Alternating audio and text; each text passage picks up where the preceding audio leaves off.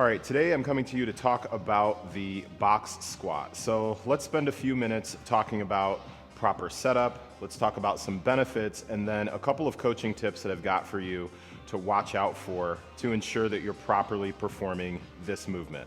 So first of all, when it comes to a box squat, I want to make a clarification between a box squat and a squat to the box. So I'm going to use body weight only for right now just because it's a little bit easier to demonstrate.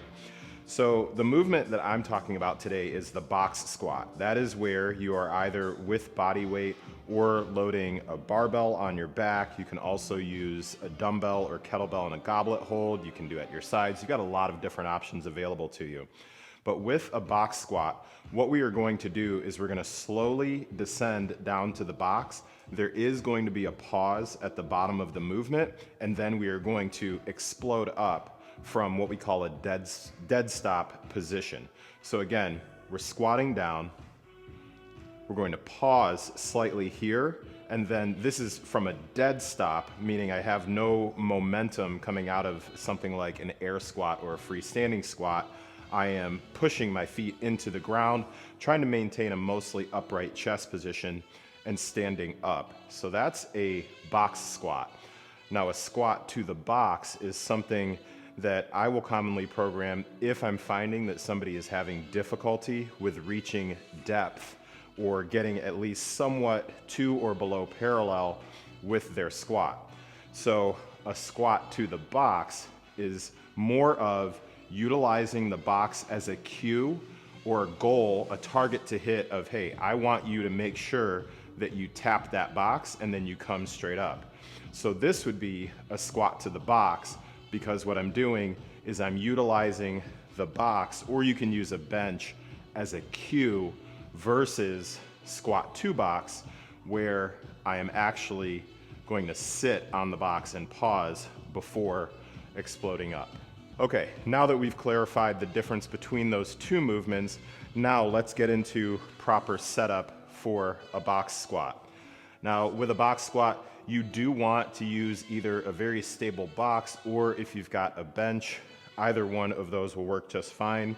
Ideally, you want to be set up that when you are seated, you are slightly below parallel. So if I can do this correctly, this for me would be about parallel. So this particular height with this is perfect because I'm just slightly below parallel. If it were too high, I'd be somewhere like up here. So see how I'm not really hitting even a 90-degree angle here? I'm more up. That would be considered too high of a box. So that is one tip that I've got for you as far as setup goes. Let's talk about some of the benefits of doing an actual box squat. So generally, the box squat is a fantastic movement when it comes to building lower body strength, and then also, as long as it's performed properly, great at generating, boom, explosive power. What you're doing, again, as I showed in the very beginning of this video, but now we've actually got some load here. So I'm controlling that eccentric on the way down. I'm gonna have that dead stop at the bottom and then exploding back up. So again, controlling that eccentric on the way down, then explosion back up to the top of the movement. Now, one thing that I will say is when I'm primarily programming this box squat, I'm doing it more from the aspect of trying to develop both strength and explosive power, and then hypertrophy and or muscle building, whichever term works best for you. If I'm trying to focus on the quads, this would not necessarily be my first priority for a squat variation. I would prefer, if I'm working on developing the quads, I would prefer something that doesn't limit that range of motion, because as you'll notice, I'm not getting really a whole lot of knee flexion here with this particular movement, as opposed to if I were doing a freestanding squat. I'll try and do one real quick here. If I were doing a freestanding squat without the box, then I'm able to get much more knee flexion, therefore a lot more quad development. So if we are looking at this from a hypertrophy standpoint, From my point of view, it will bias a bit more towards your posterior chain. So that would be your glutes and hams, because you do get a bit of a hip hinge here, but again, you're not getting much knee flexion. So for me, when I'm working with clients on this, if they're ideally looking for something from a hypertrophy standpoint, I would let them know, we're not really gonna get the majority of this coming for the quads. It's primarily gonna be engaging more of the glutes and posterior chain. Not a bad thing, just something to be aware of. All right, last thing that I'll say as a benefit of utilizing the box squat before getting into a couple of things to watch out for is that it's fantastic just for overall variety. If you're looking to insert some variety into your squatting, your lower pushing movement, this can be a great option. All right, so now let's finish up with two things that I want you to be on the lookout for that I'm commonly correcting when we do the box squat in any sort of in-person sessions or during film review. So the first one I call the plop.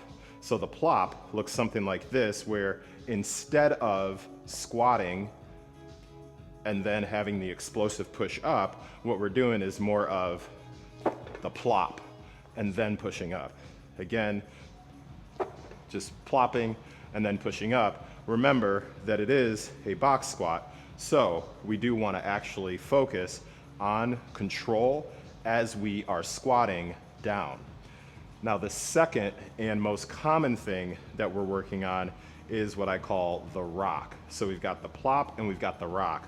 The rock is when you're at the bottom of the movement and you've taken that pause, then you're rocking back or rocking forward before you stand up. So even though you may control the eccentric or the lowering portion of the movement, once you get comfortable here, then you're doing this rocking in order to stand up. Now, as your loads get heavier, it is natural that you'll have some forward momentum that happens.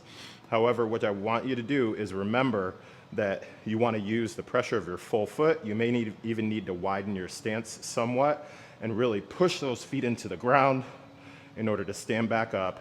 So we don't want to see a whole lot of this. We want to see more of this straight up. All right, that's been a movement breakdown for the box squat. Hope this was helpful. Let me know.